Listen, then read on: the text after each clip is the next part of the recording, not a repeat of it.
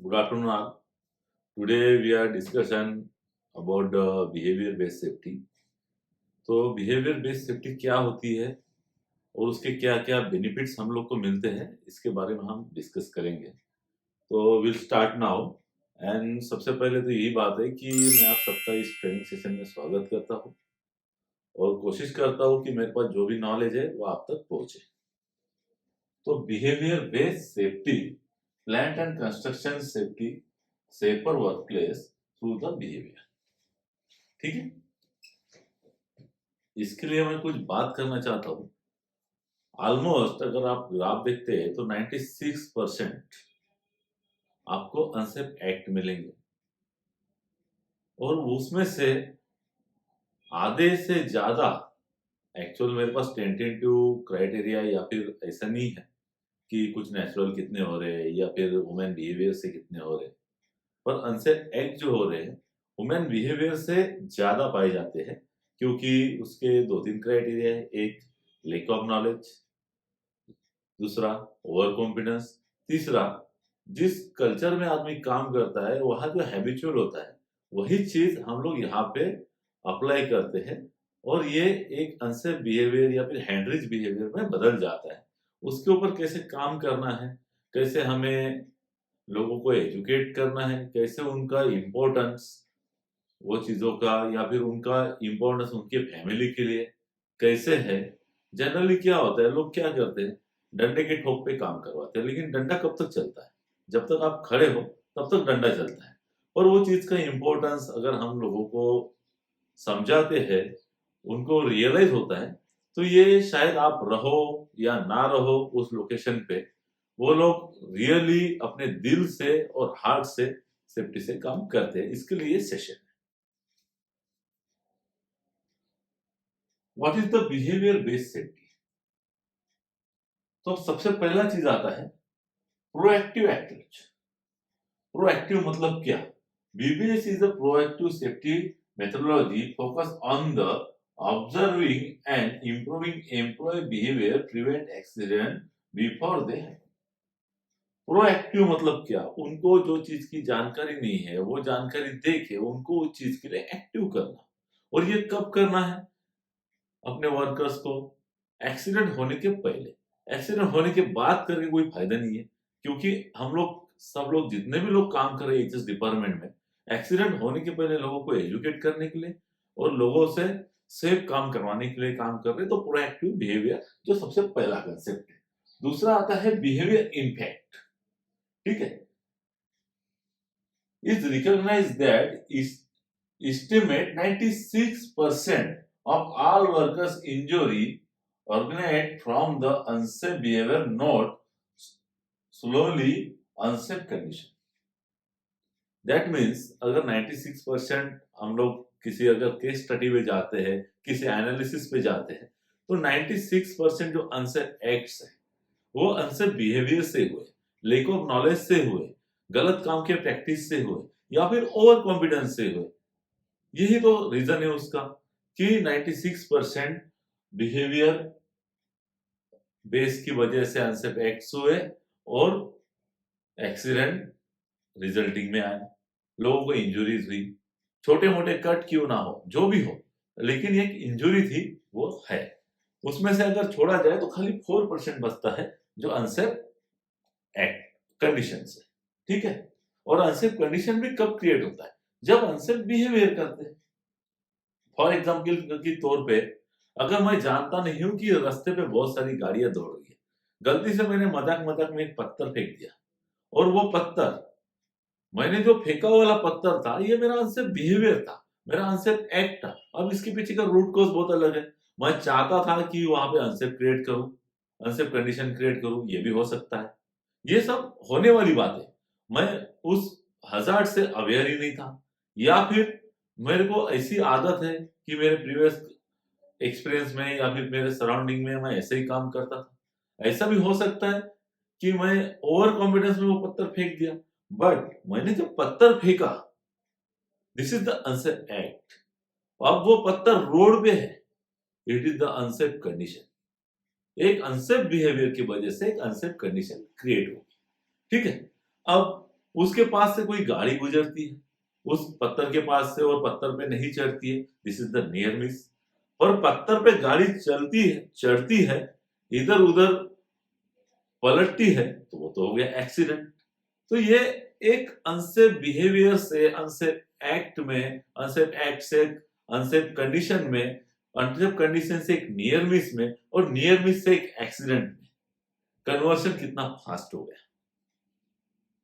ठीक है, फिर आते हैं हम cultural transformation. The ultimate goal of BBS is to culture of the robust safety culture where safe behavior become ingrained, routine and automatic on the everyone। मतलब culture transformation का बात करें हम लोग, तो BBS अल्टीमेट गोल है, और उसको ट्रांसफॉर्म करने के लिए हमें बहुत काम करना पड़ेगा। लोगों को एजुकेट करना पड़ेगा, लोगों को उसका इंपॉर्टेंस समझाना पड़ेगा, वो भी दम डाटी से नहीं, एक बड़े भाई की तरह, जिसको कुछ लोगों ने बोला भी है बिग ब्रदर सेफ्टी। कि हमारे घर में एक बच्चा अगर कुछ मजाक मस्ती में कुछ उल्टा सीधा काम करता है जिससे उसका फिजिकल या फिर हमारा इकोनॉमिकल नुकसान होता है, तो हम अपने बच्चों को हमेशा डांट डपट के नहीं बताते। फॉर एग्जाम्पल, अगर बच्चा भरे धूप में बिना चप्पल के बाहर जाता है फ्लोरिंग पे, उस फ्लोरिंग पे उस टेम्परेचर की वजह से इतना गर्म सरफेस है कि उस बच्चा रोने लगता है, उसके पैर में झटके लग जाते हैं। ठीक है, अगर हम उसको जाके कान के नीचे मारे या फिर चिल्ला शोर करके उसको समझाए, तो वो बच्चा क्या करेगा, जब तक हम खड़े हैं तब तक वो चप्पल पहन के निकलेगा। और उस बच्चे को अगर हम एक प्यार से समझाते हैं कि बेटा ऐसा करना है, ऐसा नहीं करना है, इससे ये होता है, उससे वो होता है, तो अगले दिन आप रिजल्ट देखिए कि वो बच्चा जब घर के बाहर निकलेगा तो सबसे पहले अपनी चप्पल खोजेगा। ठीक है, उसको हम लोग बोलते हैं बिहेवियर बेस्ड। हमारा बिहेवियर दोनों दोनों क्राइटेरिया हमारे पास है। एक बच्चे को हाथ में डंडा लेके आप बोलिए कि चप्पल पहनो और उसका इंपॉर्टेंस मत बताइए, वो बच्चा चप्पल तभी पहनेगा जब आप खड़े होंगे। दूसरे बच्चों को आप पूरा उसका इम्पैक्ट है, क्या प्रॉब्लम है, क्या हो सकता है, क्या नहीं हो सकता है, और चप्पल पहनने से क्या हो सकता है, ये बताएंगे, तो वो बच्चा दूसरे दिन क्या करेगा। दोनों बच्चों में अंतर देखिए, रिजल्ट आपके सामने रहेगा। ठीक है, फिर आते हैं हम लोग the ABC model of the behaviour safety. ABC means क्या, ये जस्ट बोलने के लिए बात होती है, हर एक ट्रेनिंग के कंसेप्ट होते हैं।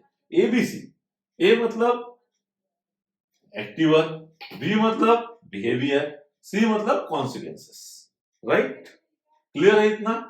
ए में हम बात करते हैं क्या, thus are the derived of the cause that from specific behavior, मतलब कोई भी एक ऐसा specific behaviour such as safety signages, training module और प्री टास्क ब्रीफिंग। ठीक है, ये हो गया एक्टिव बिहेवियर। एक्टिव बिहेवियर मतलब क्या, पहले मैं मेरी रिस्पॉन्सिबिलिटी जानता हूं कि नहीं भाई मुझे ये सब चीजें करनी है, ये मेरा प्लान है, ये मेरा टारगेट है, ये मेरा एग्जीक्यूशन प्लान है।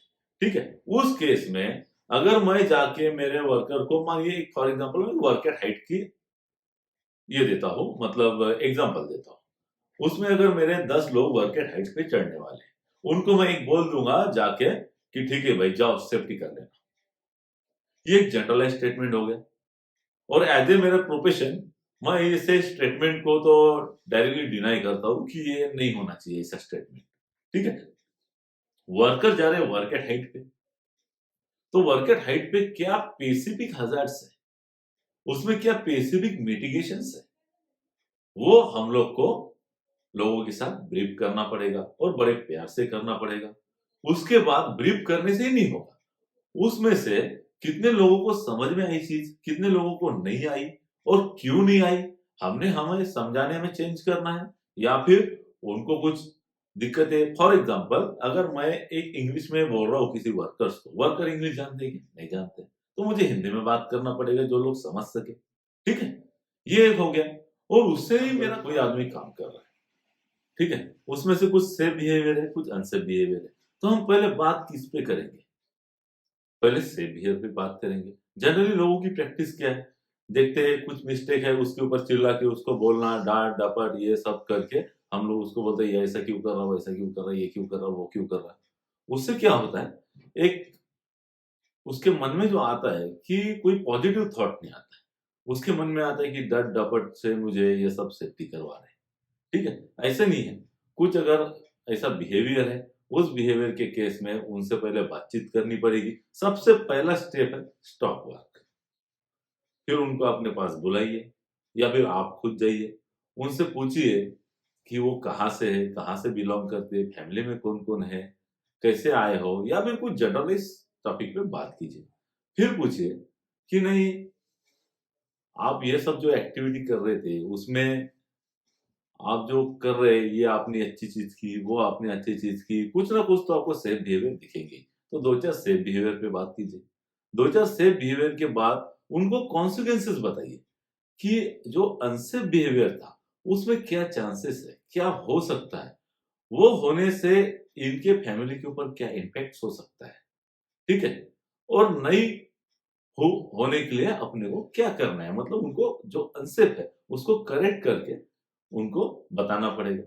बाद में उनसे एक एग्रीमेंट भी लेना पड़ेगा कि आपने जो सुना है, जो चीज़ सीखा है, वो आपको समझ में आया क्या? आपको समझ में आया तो और किसी को समझाइए।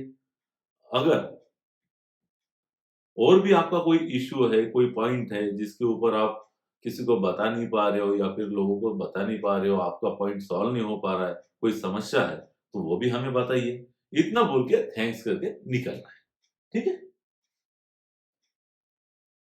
फिर आता है इसमें 3 कैटेगरी। पहला होता है रूटीन, दूसरा होता है सिचुएशनल, तीसरा होता है एक्सेप्शनल। रूटीन मतलब क्या? ये मैं पढ़ के समझाना मुझे नहीं लग रहा है कि ज़रूरी है।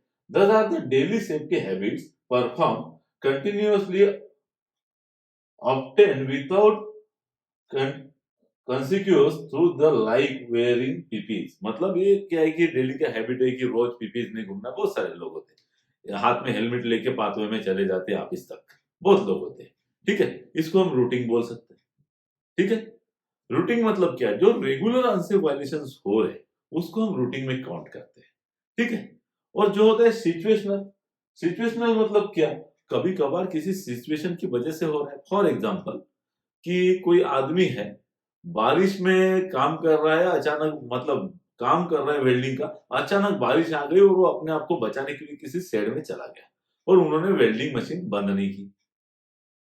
ऐसा होता है। कभी-कभार कोई आदमी पास में से आ रहा है, हेलमेट किसी कारण से निकाला लेकिन पहनना भूल गया।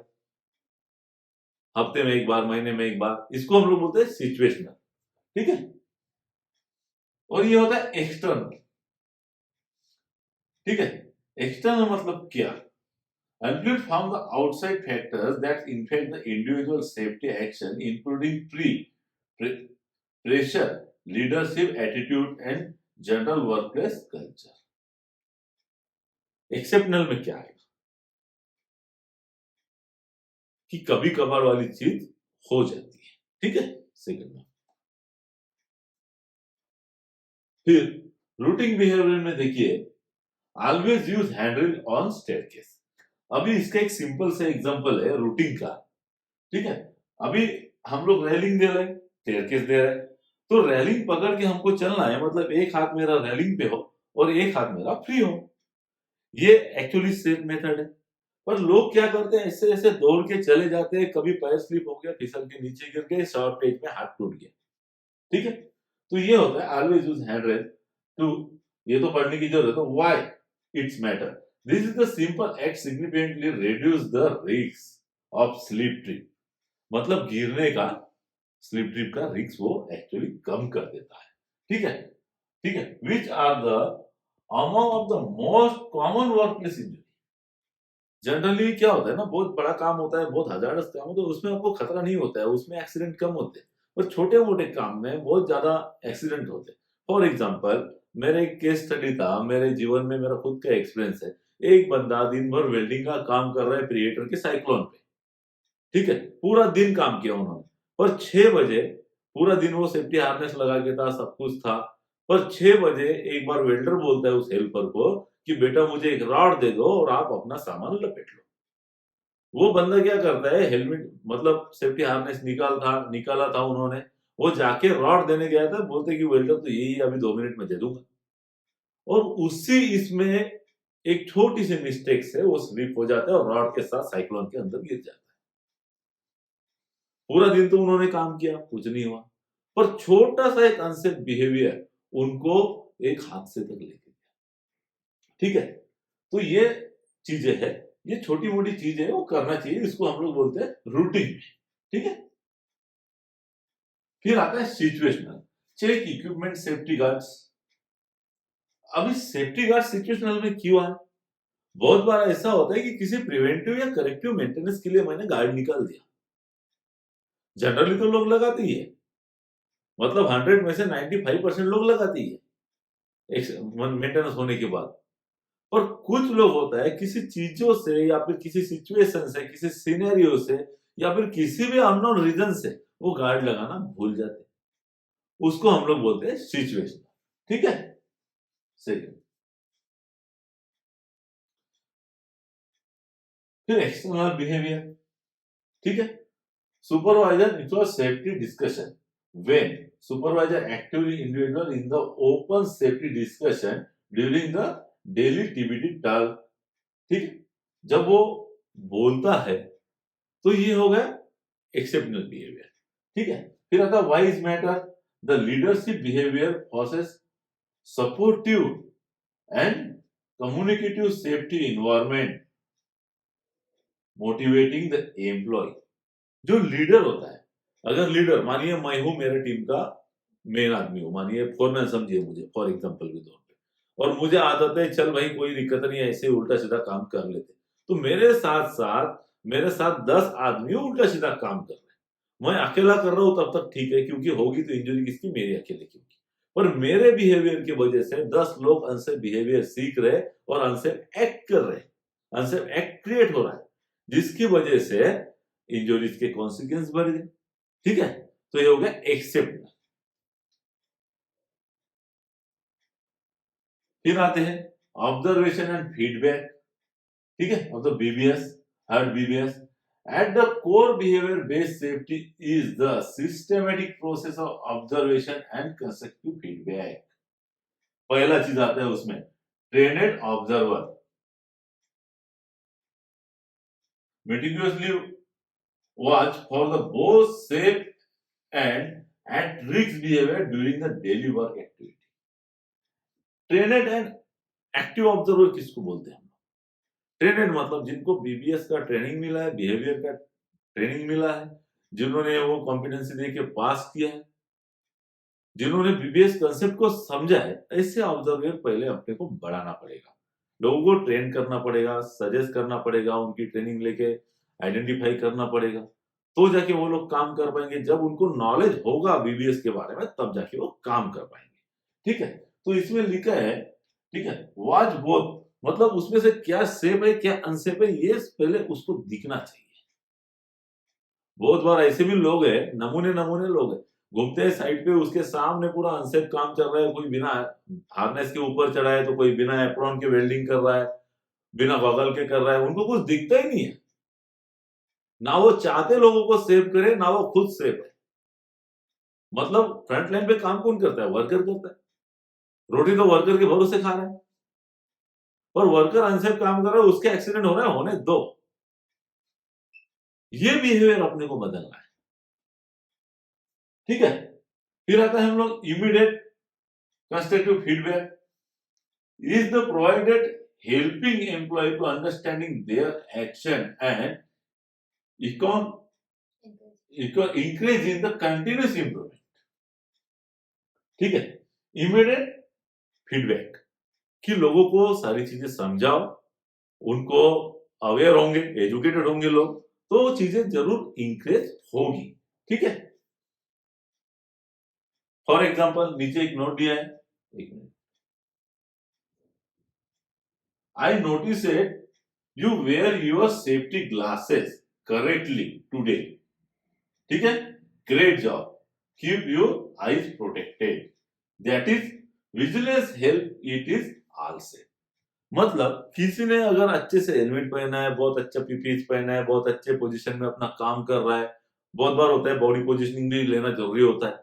अगर मानिए मेरे को एक वेल्डर दिखता है, मैं आपको एक सिंपल एग्जांपल देता हूँ। एक वेल्डर दिख रहा है मुझे जो इस तरह से एयर का डायरेक्शन है और वो इसी तरह काम कर रहा है, मतलब वो आने वाली हवा और वेल्डिंग के फ्यूम्स इनहेल कर रहा है।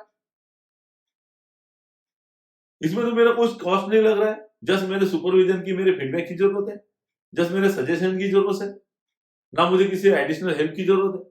पर अगर वो बंदा इस डायरेक्शन में कर रहा है, उधर के उधर फ्यूम्स निकल रहा है और मेरे ऊपर नहीं आ रहा है, तो इसको तो मैं बोलूंगा नहीं आप बहुत अच्छा काम कर रहे हो, आप हवा का दिशा देख के वेल्डिंग मार रहे हो, इसका मतलब आपके ऊपर कुछ वेल्डिंग के फ्यूम्स नहीं आएंगे, धुआं नहीं आएगा, आप इनहेल नहीं करोगे और आप इंजोर नहीं होंगे, स्वस्थ रहेंगे आप। तो उनकी भी तो तारीफ करनी चाहिए। और ये है एक अपोजिट डायरेक्शन में जो अपने ऊपर धुआं ले रहा है, उनको भी तो बताना पड़ेगा कि भाई साहब ये ऐसे काम नहीं होता है, ऐसे होता है। तो बताने का भी एक मेथड है जो मैंने शुरू में बताया था।